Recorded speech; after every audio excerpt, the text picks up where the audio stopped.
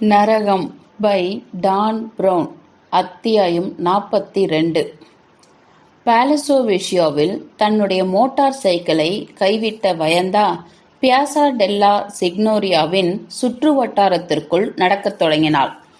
லோஜியா டெய் லான்சியின் வெளிப்புற சிற்பங்களை நோக்கி செல்கையில் அவளுக்கு காயம் ஏற்பட்டிருந்ததால் அவளால் முடியவில்லை என்றாலும் அங்கிருக்கும் எல்லா உருவங்களும் ஒரே ஒரு மைய கருத்தை நோக்கிதான் எல்லா மாறுபாடுகளுடனும் காணப்படுகின்றன என்பதை உணர முடிந்தது.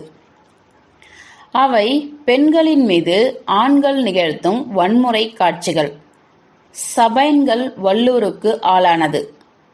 பாலிக்சினா வல்லுருவுக்கு ஆளானது. வெட்டி கொய்யப்பட்ட மெடூசாவின் தலையை பெர்சியஸ் பிடித்து வைத்திருப்பது.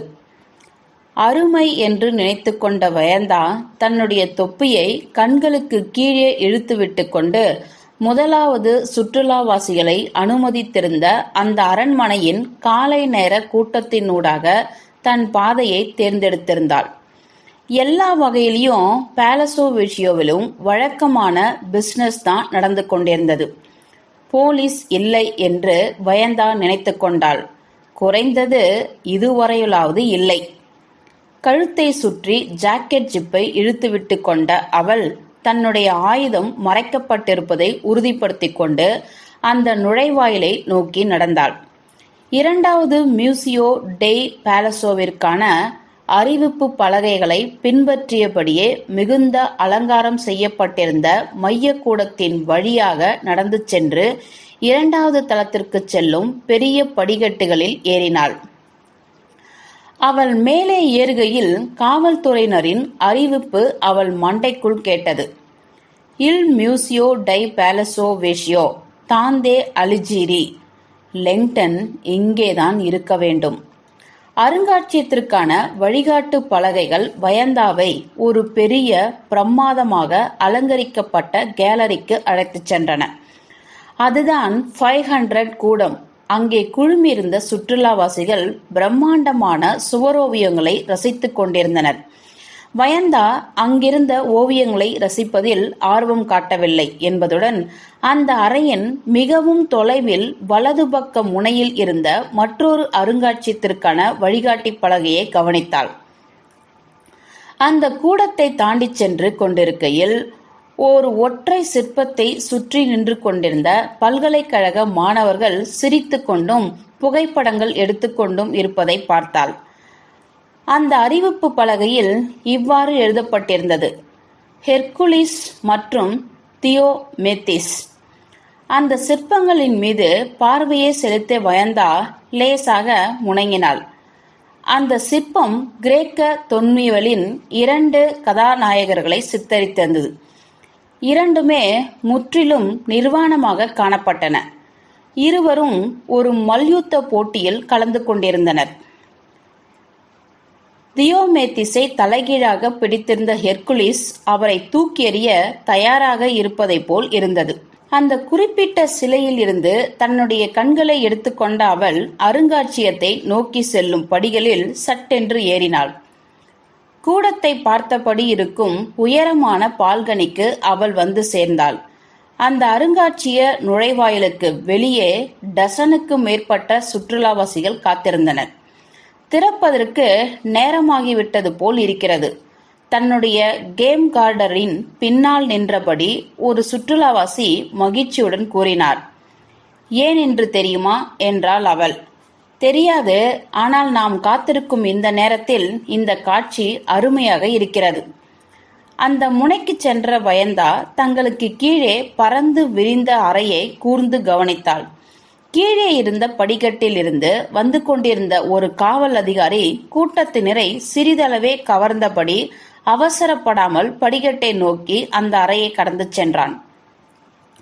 அவன் ஏதோ அறிக்கை பெறுவது போல் வருகிறான் என்று வயந்தா நினைத்து கொண்டாள். படிக்கட்டில் சோர்வாக ஏறிக்கொண்டிருந்த அவனுடைய நடையை வைத்து அது ஒரு வழக்கமான அழைப்பாகத்தான் இருக்கும் என்பதையும், போர்ட்டா ரோமானாவில் லெங்டனை தேடுவதற்கான வருகையாக அது தெரியவில்லை என்பதையும் சுட்டிக்காட்டுவது போல் இருந்தது. லெங்டன் இங்கேதான் இருக்கிறார் என்றால் அவர்கள் ஏன் இந்த கட்டிடத்தை சுற்றி வளைக்கவில்லை? லெங்டன் இங்கேதான் இருக்கிறார் என்று வயந்தா தவறாக நினைத்துக் கொண்டிருக்கலாம். அல்லது உள்ளூர் காவல்துறையும் ப்ரூடரும் இன்னும் இங்கே கூடாமல் இருந்திருக்கலாம். படிக்கட்டுகளின் மேலே ஏறி வந்துவிட்ட அந்த அதிகாரி அருங்காட்சியகத்தின் நுழைவாயிலை நோக்கி மெதுவாக சென்றபோது வயந்தா சாதாரணமாக திரும்பி ஜன்னலுக்கு வெளியே பார்ப்பது போல் நின்று கொண்டிருந்தாள். தான் மறுக்கப்பட்டது மற்றும் தலைவருடன் நீண்ட நேரம் பேசாமல் இருப்பது ஆகியவற்றை கவனத்தில் எடுத்துக்கொண்டால் தான் அடையாளம் காணப்பட எத்தனையோ வாய்ப்பையும் விட்டுத்தர முடியாது. அப்படியே நில்! ஒரு குரல் எங்கிருந்தோ கத்தும் சத்தம் கேட்டது. அந்த அதிகாரி அவளுக்கு பின்னால் நேரடியாக நின்றபோது வயந்தாவின் இதயம் ஒரு முறை துடிப்பதை நிறுத்தி கொண்டது. அந்த குரல் அவருடைய வாக்கி டாக்கியில் இருந்து வந்தது என்பதை அப்போதுதான் அவள் உணர்ந்து கொண்டாள். உதவி வந்து கொண்டிருக்கிறது, அந்த குரல் மீண்டும் சொன்னது. உதவிக்கான காத்திருப்பா? ஏதோ ஒரு விஷயம் மாறிப்போய் விட்டது என்பதை வயந்தா உணர்ந்து கொண்டாள்.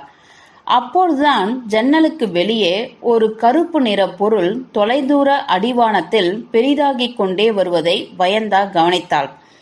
அது பாப்போலி தோட்டங்கள் இருந்த திசையிலிருந்து பாலசோ விஷயோவை நோக்கி பறந்து வந்தது.